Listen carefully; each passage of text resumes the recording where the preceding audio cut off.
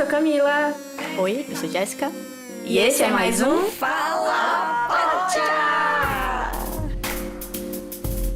E no episódio de hoje, Sapa Trash. A gente vai falar sobre duas obras audiovisuais que trabalham a relação entre mulheres lésbicas ou bissexuais. São dentro do tema de terror, ou drama, ou fábula. As obras que a gente vai falar hoje são o filme As Boas Maneiras, direção de Juliana Rojas e Marco Dutra. E a série A Maldição da Mansão Bly, do diretor Mike Flanagan. Pra quem não conhece, ele também fez o Doutor Sono e Minha Queridinha, A Maldição da Residência Hill. Oh, meu Deus. A gente tem séries de terror queridinhas, sempre é assim, esse tipo de pessoa. É um gênero que me encanta muito, assim, desde muito guria. E tá sendo muito legal ver as sapatões migrando pra esse gênero. E por isso que a gente escolheu esses dois hoje. Vamos começar com As Boas Maneiras. O filme foi dirigido e escrito pela Juliana Rojas e pelo Marco Dutra e conta a história de Ana e Clara. Ana é interpretada pela Marjorie Stiano, que tá muito bem no filme, e Clara é interpretada pela atriz portuguesa Isabel Zoá. Ana é uma mulher de classe média alta, na verdade ela é rica, né? Que mora na parte rica de São Paulo, branca, daquela região tipo de São Paulo que tem gado, que tem, né, aquela galera que gosta de rodeio e esse tipo de coisa. E Clara é uma estudante de enfermagem negra da periferia de São Paulo que tá procurando emprego e a única vaga que ela encontrou foi pra ser babá do filho de Ana. Só que o filho de Ana ainda não nasceu. E o filme já começa a tensionar logo nas primeiras cenas quando na entrevista de emprego, Ana tá entrevistando já uma mulher e Clara chega pra entrevista e começam já as tensões ali, né? Tipo, Clara passa uma referência falsa, né? Ela passa o número de uma pessoa que na verdade é a senhoria dela, né? Que é a pessoa que aluga o apartamento pra ela. Pra quem ela tá devendo aluguel. Então ela mente a referência.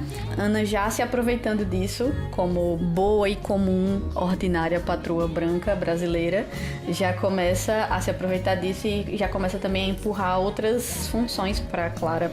Além de ser babá do bebê que não nasceu ainda, ela já precisa começar a trabalhar. Ela vai também cuidar da casa, cuidar da alimentação, cuidar das compras. Aquela relação de poder, a relação de trabalho que a gente conhece muito bem na realidade brasileira e que no filme eles usam tensionando isso, né? Não naturalizando, mas tensionando, criando um incômodo tanto pra quem tá assistindo, tipo, dali eu já começo a criar uma antipatia de Marjorie Stiano. Ai, odeio você, Ana.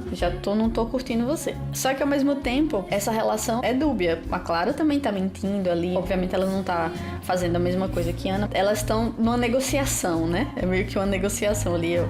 Eu sei que você tá fazendo isso, eu faço isso aqui, mas tá tudo dentro desse espaço do que na nossa sociedade é normal, mas que o filme questiona. E algumas vezes eu lendo, pesquisando coisas sobre filme de terror, conteúdos de terror, e meio que muitos textos vão pra esse lugar de que o terror, ele funciona como entretenimento, mas muitos deles conseguem fazer uma crítica social, uma crítica ao momento social em que a gente tá. O filme feito em 2017, num país que a gente vive, num espaço que a gente agora começa a perceber realmente das pessoas socialmente questionando as questões raciais, realmente questionando as relações empregatícias, realmente questionando. É claro que agora a gente, no momento específico que a gente tá passando por um processo de, né? Não precisa nem comentar com esse presidente aqui, com tudo que a gente tá vivendo. Mas a gente tem que assistir filme pra viajar, mas também pra ter esse confronto com questões da nossa realidade. Eu acho que eles conseguem fazer isso muito bem. O filme é todo construído nesse espaço de fábula, né, amiga? Eu acho muito legal isso. Eles brincam com esse espaço do que é essa estrutura real, dessas questões sociais, mesclando com essa coisa da fábula do lobisomem e do como isso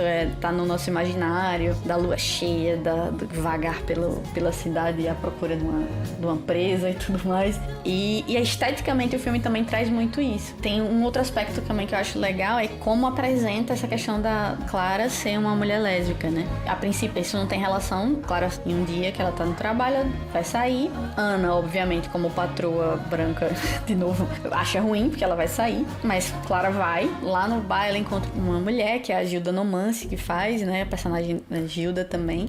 E aí elas conversam conversam, tem todo um flerte e tal, mas acaba que Clara também dá uma corrida, né? Ela tá ali e tal, mas ela volta para o trabalho. Mas é um jeito de apresentar essa questão sem isso ser um problema.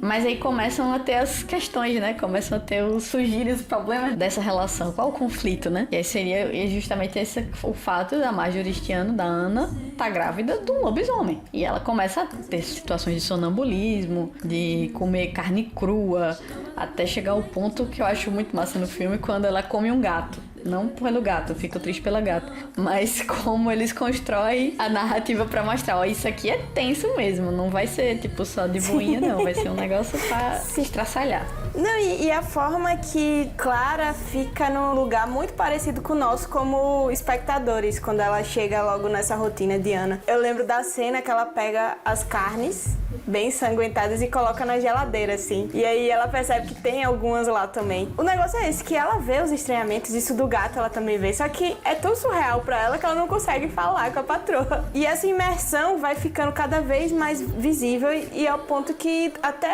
a própria Clara acaba entrando nessa utopia de Diana de estar gerando um lobo dentro de si, né? E é louco isso porque realmente mulheres grávidas têm essa correlação com o que está sendo gerado, né? Tipo, meio que o que a pessoa sente e quer comer tem muita relação com o próprio feto também. Então, eu acho que é meio louco, é meio que tipo uma junção espiritual de gerar outro ser dentro de você. Porque é louco, porque eu tô falando isso porque minha irmã tá assim, tá ligado? Tendo uns desejos estranhos. E tipo, quando eu vi a imagem, ela tá gerando um ser fantástico, um ser sobrenatural, um ser fabular, assim. Então, acaba influenciando nos gostos e nas vontades de Ana também. E eu acho legal isso mesmo, como você falou, de mostrar aos poucos essa loucura de Ana. Tipo, você ir entendendo, véi, ok, essa gravidez é estranha, mas até que ponto isso é estranho, né? Quando você vê a carne, você já fica, aí, que é isso aí? O desenrolar de toda a história, principalmente o pico, assim, da maior estranheza que acontece, enquanto Ana ainda está na história. Quando Clara se corta pra temperar a comida, né? Que aí elas já estão envolvidas ao ponto de, tipo, ela dá o sangue. O filme é dividido em duas partes, né? Então essa primeira parte é em que elas têm essa relação delas duas, ela tá grávida, e é onde acontece o romance, né? Que funciona meio que como um romance forçado, meio que as duas estão naquele ambiente, uma só tem a outra, e aí essa relação acontece. Eu acho bacana como foge do estereótipo de relação entre duas mulheres em filmes de terror e nesse espectro, assim. Porque geralmente, que a gente geralmente visualiza filmes de terror que tem cenas de sexo ou cenas entre mulheres, essas cenas são construídas narrativamente, elas não têm função nenhuma, e elas são construídas com o intuito de agradar o olhar masculino, né? A gente tem essa recorrência nas narrativas, né, de terror e tal, diretores dirigindo que estão fazendo filmes para homens verem como se aquela relação fosse para isso, fosse pra esses caras que estão assistindo verem duas mulheres se pegando, curtir e continuar ali preso naquela história. Eu acho que a forma como eles constroem, pelo menos essa construção dessa empatia e dessa aproximação delas, né, deixando de lado essa outra circunstância social, eu acho bacana. Só que eu tava pesquisando umas coisas, lendo e tal, e aí é onde tá o lance daquela coisa da gente se encantar com a história, em alguns momentos se perder e perder o olhar crítico pra algumas coisas. E eu tava lendo um texto, uma crítica sobre o filme, falando justamente que a relação de poder não deixa de existir, mesmo depois que elas duas começam a se relacionar, né? Então Ana, mesmo depois da cena em que elas transam e tal, ainda assim, Ana é a patroa e Clara é a funcionária. E isso realmente pesa um pouco, mas tem a ver um pouco também com a construção que se faz da Clara, né? Ela assume esse lugar, tipo essa coisa que você falou, tirar o próprio sangue pra dar pra Ana comer, porque ela não pode comer carne, mas ela faz uma comida ali mais saudável, mas dá o próprio sangue pra ela comer. Eu vou chamar de doação pra ser básica, mas é de né? Poxa, né? Literalmente dar o sangue. É uma entrega, né? Tipo, isso fica bem claro, assim, sobre a personagem de Clara, que ela é muito de se entregar, né? Pelo que ela faz. E isso acaba fazendo que ela vá trabalhar com saúde depois, né? Na segunda parte. Acho que o primeiro beijo delas, meio que sangra a boca de Clara, né? E isso não assusta ela. É uma mordida enorme que Ana dá nela. E isso isso não assusta ela já. Aí você já vê que, tipo, realmente ela tá imersa no mundo de Ana. Correr riscos por estar apaixonada por Ana, sabe? E é uma coisa que atravessa ela a vida inteira, né? Porque mesmo o Joel grande, ela ainda olha pra foto de Ana com a mesma paixão de quando elas se envolveram, né? E o filme em si não gira em torno da relação delas duas, né? Porque essa primeira parte traz essa relação e tal. Aí a segunda parte é depois que o bebê nasce, né? Que tem toda aquela construção bem filme de terror mesmo. Sangue, destruição e bebês lobisomens. Segunda parte gira em torno dessa relação da Clara criando esse filho que ela assumiu, né? Depois que a Ana morreu. Majoristiana morre. Spoiler. Depois de parir, né, um lobisomenzinho não dá pra ficar vivo. Aí tem um outro ponto, que é essa questão da relação dessa doação e dessa entrega que a Clara tem com a Ana na primeira parte, e se converte nessa relação dela com o Joel. Socialmente a gente consegue, por exemplo, questionar quando as pessoas se colocam dessa forma totalmente doada pra outra pessoa no relacionamento, quando isso não é recíproco, principalmente. Mas a gente aceita socialmente essa doação completa de uma mãe, por exemplo, né? Socialmente é aceito que as mães se doem completamente para os seus filhos e para os desejos dos filhos, quando a gente sabe que isso também gera problemas, principalmente para as mães e para as crianças também, mas principalmente para essas mulheres que são cobradas a fazer esse tipo de abnegação. Mas o filme, na segunda parte, gira em torno do Joel, dessa criança que tem esse processo de ser um lobisomem, lobo criança, vamos institucionalizar, um lobo criança, um lobo kid.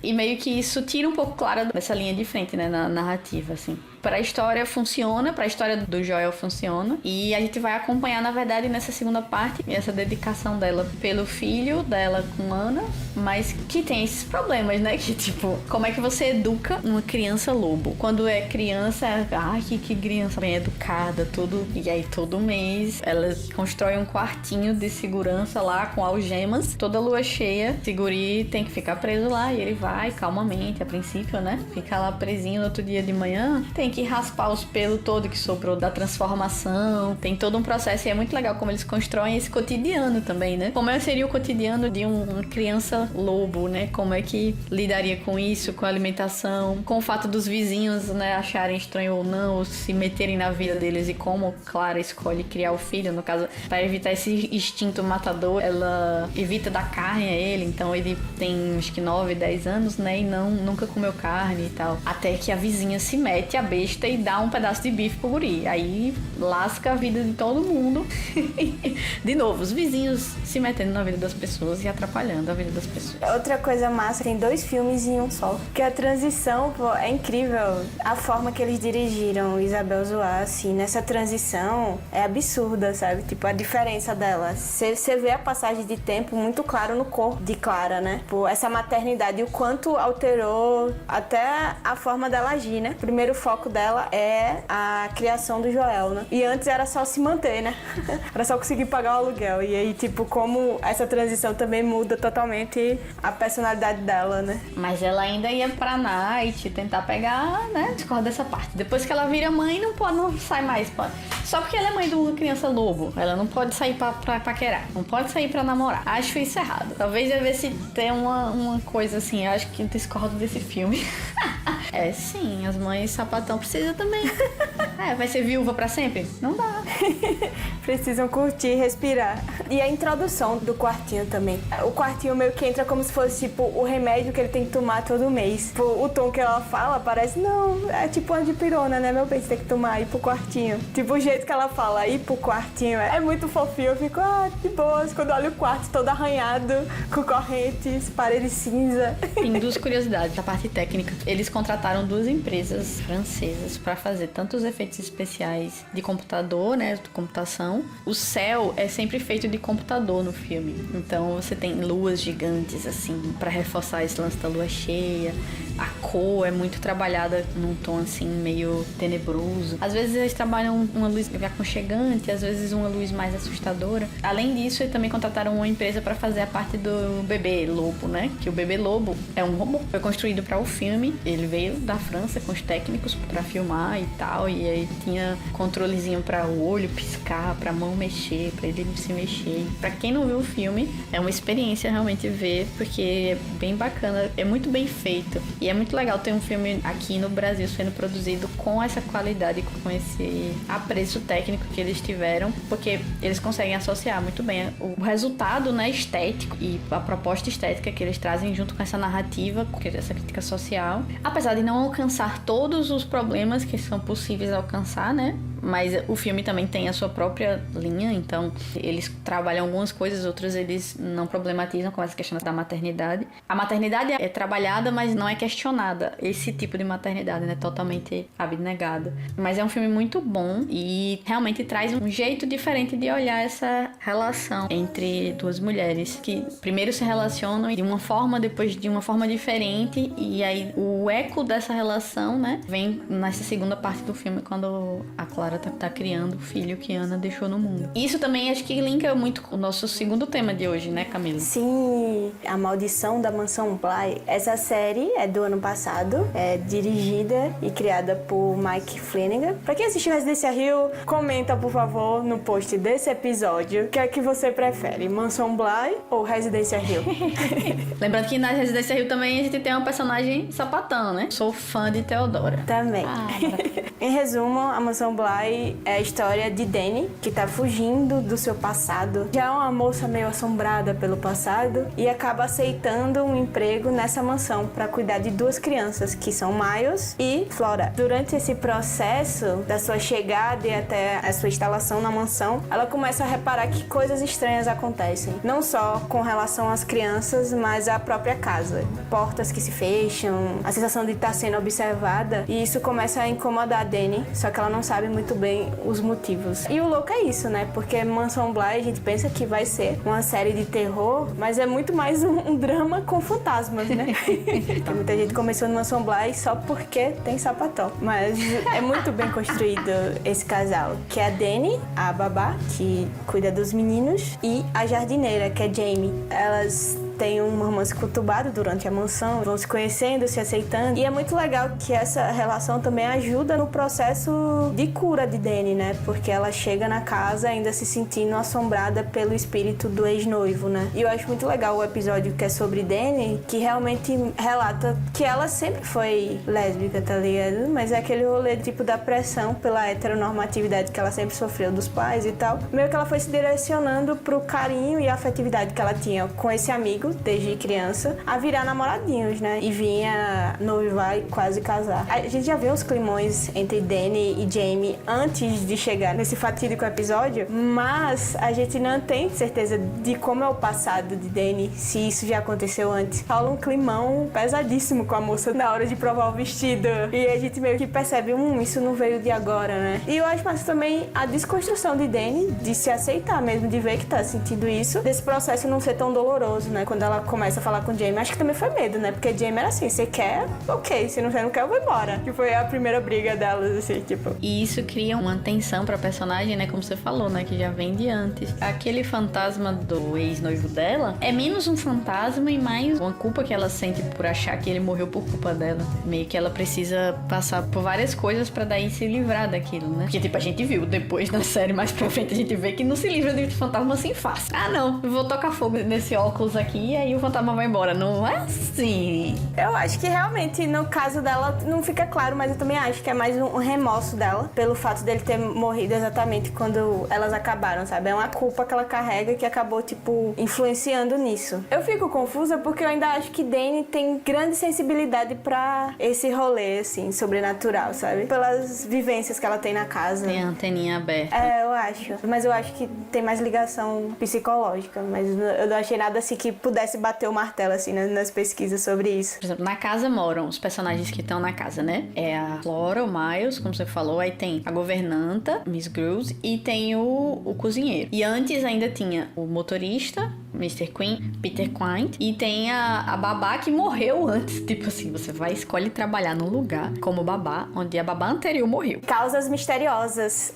Miss Jessel, né? E aí dessas personagens, Flora tem essa sensibilidade, Flora e Miles, né? E depois Dani, quando chega, né? Porque, tipo, pra Jamie e pra Owen, fantasmas? Como assim fantasmas? Eles nem tinham pros fantasmas. E a Miss Grose são totalmente, tipo, desligadões desse lance dos fantasmas. Eles não percebem nada, totalmente nesse plano, nada de outro plano, eles entram na frequência. Dany, quando chega, tem toda uma sensibilidade, né? Tipo, a gente percebe que ela tem uma abertura maior pra isso. E Hannah, que é a governanta, é um fantasma, então ela tem uma dificuldade de um fantasma perceber que é um fantasma. Então aí também cria esse link, né? E os vivos não fazem essa noção, né? Porque meio que a casa dá esse poder para os fantasmas, né? Porque Hannah, mesmo sendo um fantasma, ela consegue sentar, consegue pegar uma xícara. É muito louco as pecinhas que vão dando pra gente, porque Hannah, a única coisa que aparece ela fazendo é tomando um chá. E aí falam mais de uma vez isso, e eu não percebi que ela não era real. Não tava comendo. O que eu achei louco é quantas vezes os outros fantasmas, que são só background da história principal,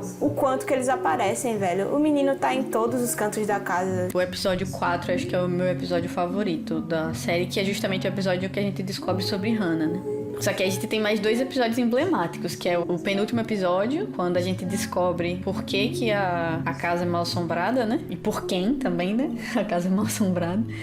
E além dos fantasmas que a gente já conhece. E o episódio final, que é o episódio que a trupe sapatão, que assistiu a série só por causa do romance, entra em delírio, né? Você não acha que o episódio de Viola foi um fanservice ter trazido a mesma atriz, não? Pra sapatões também? Porque eu pirei quando eu vi que era o rosto dela. Não tinha prestado atenção. Eu só discordo do fanservice, porque acho que só seria um fanservice se a fantasma fosse sapatão. Aí eu ia dizer, caramba. Se bem que será que esse lance dela ficar caminhando, tipo, ela casou com o boy lá pra poder manter a mansão, e ela ficava caminhando na casa porque ela tava pensando, tem alguma coisa faltando, acho que é mulher. Né? E a única outra mulher que tinha lá era a irmã, não dava. Com a irmã fica estranho, mas acho que ela fica caminhando, vagando assim no mundo, é porque tipo, ela não cogitou a possibilidade de poder se relacionar com mulheres, e aí ela ficou a vida toda vagueando naquela casa. Outra coisa legal assim que eu acho nesse episódio de Viola é explicar por que eles perdem o rosto. Tem muita ligação com a memória, né? Aí eu já fiquei viajando em várias coisas também, essa relação com a fotografia, sabe? Como a fotografia também vai desgastando com o tempo. Suas memórias são o que você é, e aí meio que Viola perdeu isso, e todos os fantasmas que estão presos na casa também vão perdendo isso. E aí também você vê a aflição de Peter Quint, né? Que é tipo um dos fantasmas mais recentes, com esse medo de perder. Ok, ele é um escroto, mas é um medo plausível, né? Pra uma pessoa que tá morta e tá presa a uma mansão, né? A série, ela tem um elenco que a maior parte é de mulheres, personagens masculinos, com exceção de Miles, que é criança, mas os personagens masculinos têm uma mão pesada e é meio escroto, né? O Peter, quando vão mostrar o passado dele, eles dão a entender que ele sofreu umas paradas sinistras também, né? Com o pai dele. Aí você tem o tio das crianças, que também tem uma história aí, né? Que é problemática. E o marido de Viola também não é fluxicheiro, então... Owen não. Owen é maravilhoso. Eu queria botar Owen no bolso e levar ele pra vida, porque ele é maravilhoso. Quando a gente descobre a realidade de Hannah, que eles não vão poder ficar juntos, eu faço, poxa, eles deviam ter ficado juntos. Esse fato, né, que tanto o Owen como o Jamie, que são os sobreviventes, né, à casa, além das crianças, que não são mais crianças no final, né, os dois continuam ainda apaixonados, né? No último episódio a gente vê o processo delas duas vivendo a vida, aguardando a maldição acontecer na vida delas depois que elas saíram da mansão, né? Que tem a ver com todo o processo delas conseguirem sobreviver aos acontecimentos na mansão, mas Dany ficar assombrada pelo espírito de Viola, sem saber quando é que esse espírito vai voltar pra encher o saco delas. Mas aí é a parte que a sapatão curte. Ah, amorzinho, vivendo a vida ali de sapatão. Juntinhas, com pedido de casamento. Totalmente heteronormativo, mas ainda assim a gente ama.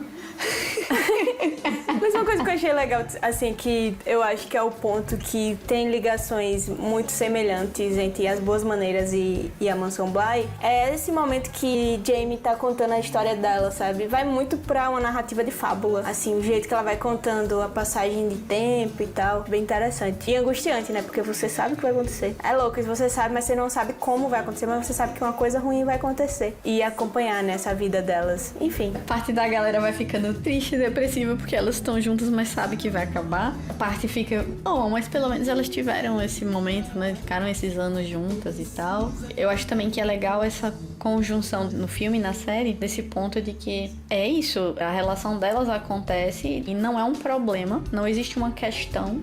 Das Boas Maneiras tem o fato de que são elas duas naquele ambiente, tem que lidar com aquilo, né? Não existe um social ali pra elas lidarem e, tipo, o social já tá imposto, que é essa questão da relação de poder, das relações raciais e tal.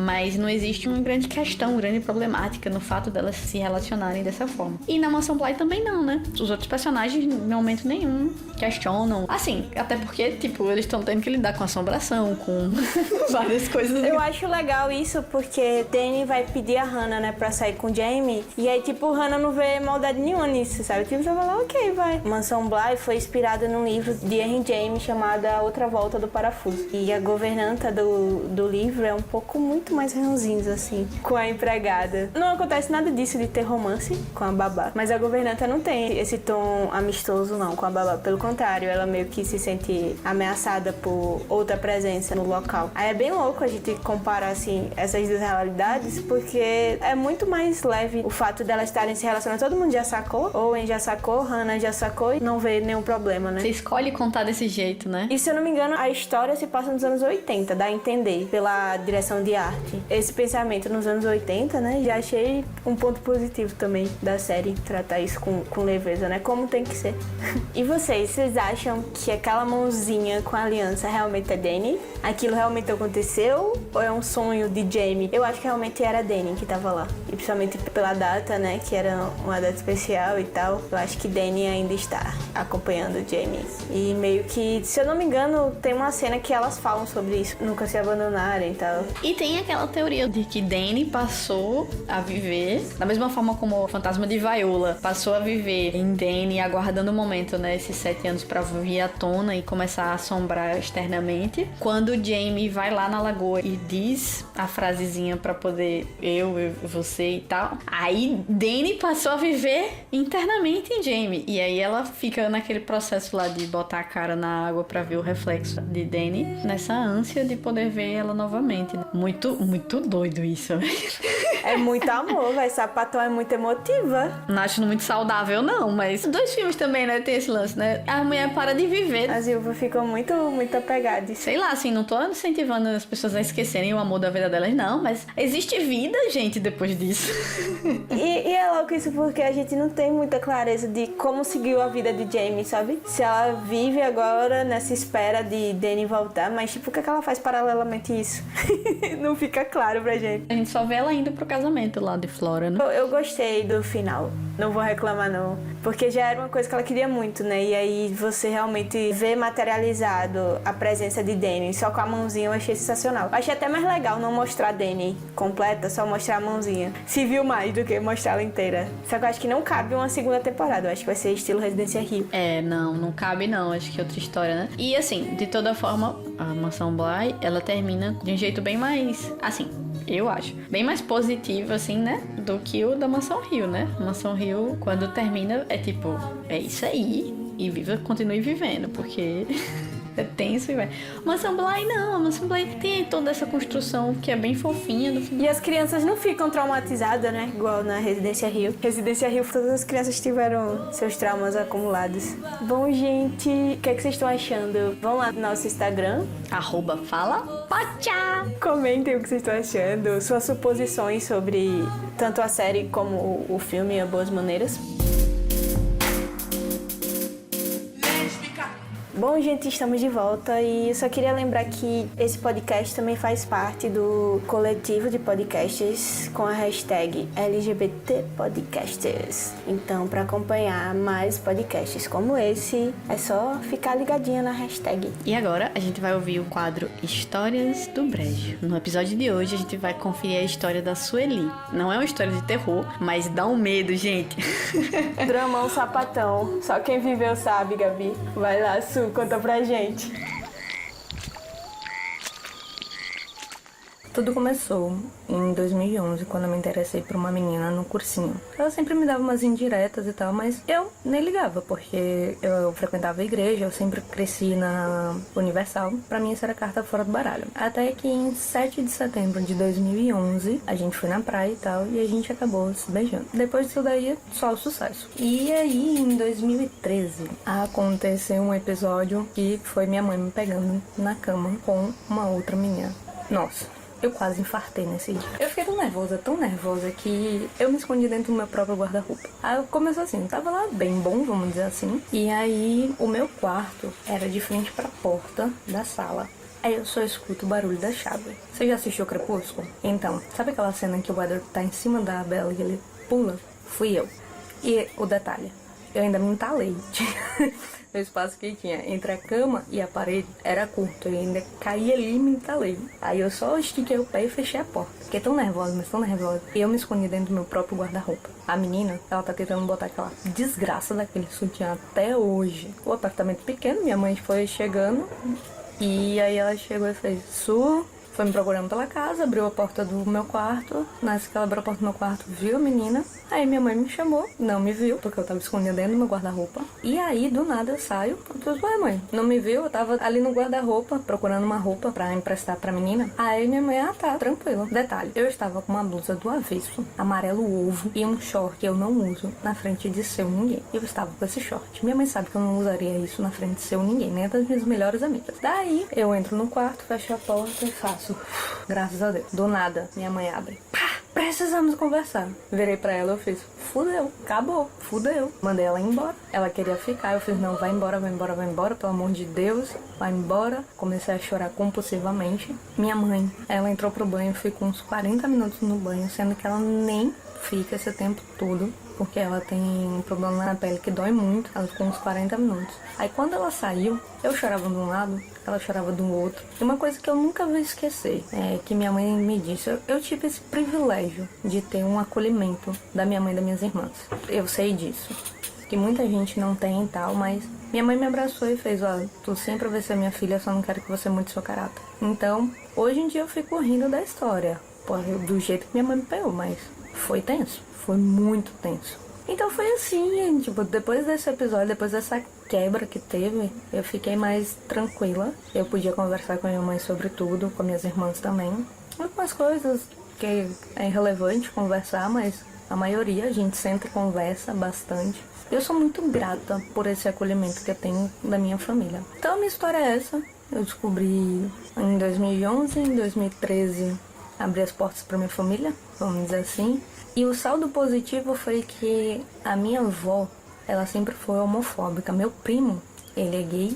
E aí minha avó nunca aceitou. Começou a proibir dele ir na casa dela, nas festas da família. Quando ela soube de mim, então ela acolheu ele. Então esse foi um saldo positivo.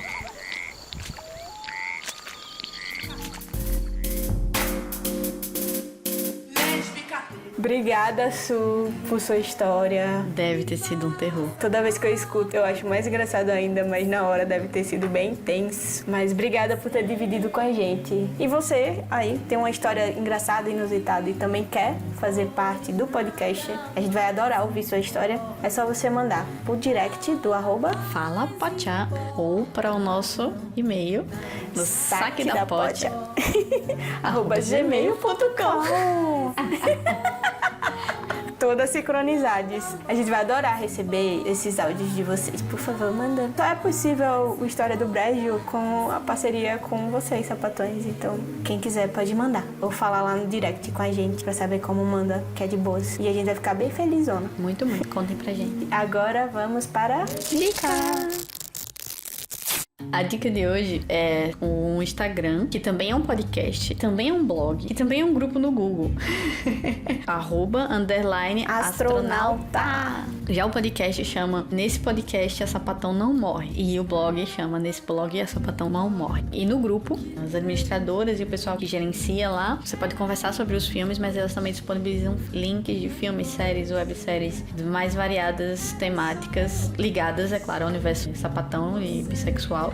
E é muito bacana porque tem muita coisa, elas estão expandindo, é legal a gente dar o apoio para quem quiser consumir o conteúdo, é claro, é muito bacana, mas também dar o apoio contribuindo para que elas continuem fazendo esse trabalho, que é bem bacana, ajudando a gente a encontrar essas histórias, né? Ajuda sapatões a criarem. É, exatamente. E, tipo, é muito legal, gente. Até Lumélia tem nessa lista. E, tipo, quem aí já viu Lumélia sabe quão difícil que é achar. Tem muita coisa. E aí você pode buscar por tema. Eu vi até um dia desses eles botaram a lista, tipo, que é muito difícil a gente encontrar. E a gente até tava comentando, inclusive, tema do nosso próximo episódio, spoiler. Essa questão da gente encontrar produções que trabalhem a representatividade de mulheres lésbicas negras, fora desse espaço estereotipado, né? É bem bacana, porque você tá interessado num conteúdo, você coloca lá, se já existir na lista, eles indicam. E se não existir ainda, a galera sai cavucando e bota lá link de muita coisa. E, de preferência, eu sempre, as sapatões não morrem no final. Bom, gente, esse foi nosso 7º episódio. Estamos encerrando aqui no instante, né? Do nada, a gente já tá no 7º.